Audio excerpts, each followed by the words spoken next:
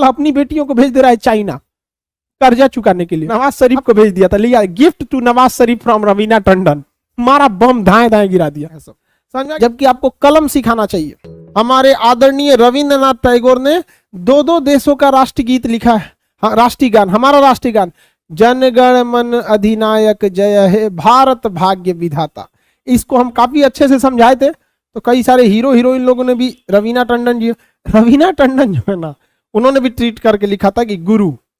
रवीना टंडन जो थी वो 1999 में जब कारगिल की लड़ाई हो रही थी ना, तो पाकिस्तानियों ने कहा था कि रवीना टंडन को भेज दो, तो एयरफोर्स ने ना बम के ऊपर लिख दिया था रवीना टंडन वही बम गिराया था पाकिस्तानियों के ऊपर, रवीना टंडन। सजुरात नहीं, पाकिस्तानियों को ना इतिहास पढ़े लिखे नहीं है सब। हम उस देश के नागरिक हैं, हम उस देश के निवासी हैं जहां द्रौपदी के चिरहरण के प्रयास मात्र से ही महाभारत जैसा विशाल युद्ध हो गया था। हम उस देश के निवासी हैं जिस देश में मां सीता के अपहरण के लिए सोने की लंका जला दी गई थी, उस रावण का वध कर दिया गया था जिस रावण ने शनि और यमराज को बंदी बनाया था। तुम महिलाओं की इज्जत नहीं कर सकते हो तो सालो लाहौर में ही रहो, अपनी बहन बेटियों की इज्जत नहीं कर सकते हो तो कराची में ही मरो सालो, भारत की ओर मत देखो। यहाँ आज भी महिलाओं को लोग सम्मान की नजर से देखते हैं, चाहे वो दुश्मन की ही बेटी क्यों ना हो।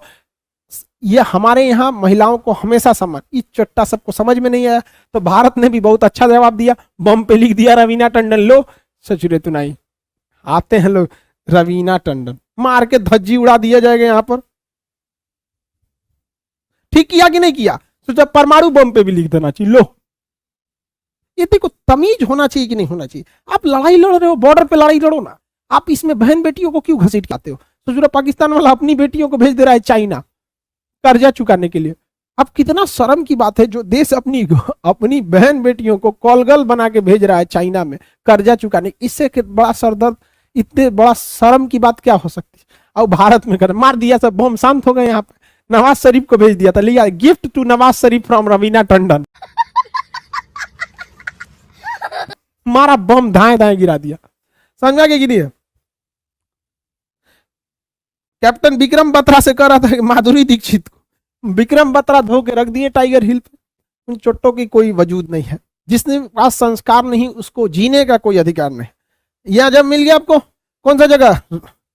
बंगाल में और झारखंड में और बिहार में, ये तीन ऐसे जगह है ना, यहां पर दुनिया का सबसे सस्ता मजदूर मिलता है, दुनिया का सबसे सस्ता मजदूर। झारखंड के मजदूर बड़ी मेहनती होते हैं, आदिवासी क्षेत्र है, सुबह 4 बजे उठ के काम करने लगते हैं। झारखंड के मजदूर पंजाब में जाके खेती करने जाते हैं, सुबह 4 बजे कटिया चालू करता है, 8 बजे तक निपटा देता है, मतलब सुबह सुबह में करने लगते हैं। तो दुनिया के सबसे सस्ते मजदूर बिहार, झारखंड और पश्चिम बंगाल में मिलेंगे।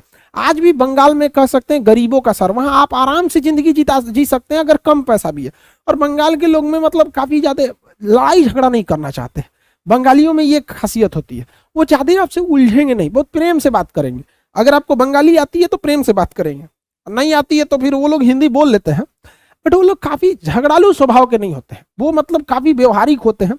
आपसे जमता है तो ठीक है, नहीं जमेगा तो भालो भालो कह के चले जाएंगे, अपना जाओ, समझा गया कि नहीं? उलझते नहीं है। हमेशा याद रखिएगा, उलझने से आपका विकास रुक जाता है।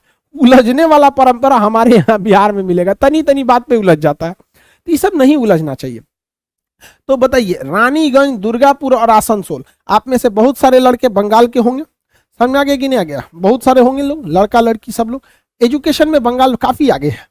तो ये रानीगंज कोयला क्षेत्र सदा सस्ता मजदूर की वजह से यहाँ बहुत सारे क्या लगाए गए हैं? फैक्ट्रियां लगाई गई, अथाह फैक्ट्रियों लगाई गई हैं, यहाँ पर बहुत ज्यादा फैक्ट्री है। मिल गया कि नहीं मिल गया? रानीगंज तो कोयला क्षेत्र हो गया, दुर्गापुर, आसनसोल, चितरंजन को कारखाने मिल जाते हैं। इसी के बगल में देखेंगे वर्धमान और शांति निकेतन, बगले में देखेंगे वर्धमान शहर है और शांति निकेतन।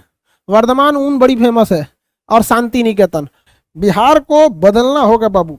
आप जो ये छोटी छोटी बातों पर उलझ रहे हैं ना कहीं इसके पीछे राजनीति वाले होते हैं जो आपको लाठी में तेल पिलाना सिखाए हैं सब, जबकि आपको कलम सिखाना चाहिए। समझ में आ गया कि नहीं आ गया? चाइना को फाड़ देंगे। देखो बाबू, किसी भी देश से लड़ने के लिए आपके पास राष्ट्रभक्ति होनी चाहिए और उसे जगाने के लिए शिक्षा की जरूरत होती है। आपको क्या लगता है नेतवन से राष्ट्रभक्ति जगेगी? ये चोट्टा सबसे कभी नहीं हो सकता है। ये नोकिया का मोबाइल हो गया है सब, नेतवा क्या हो गया? नोकिया का मोबाइल, और आप लोग क्या है? एंड्रॉइड। अब आप बताइए एंड्रॉइड ऊपर है कि नोकिया वाला? आप लोग आईफोन हो, एंड्रॉइड आईफोन, ऐसे सूरा नोकिया वाला है सब। देखो ध्यान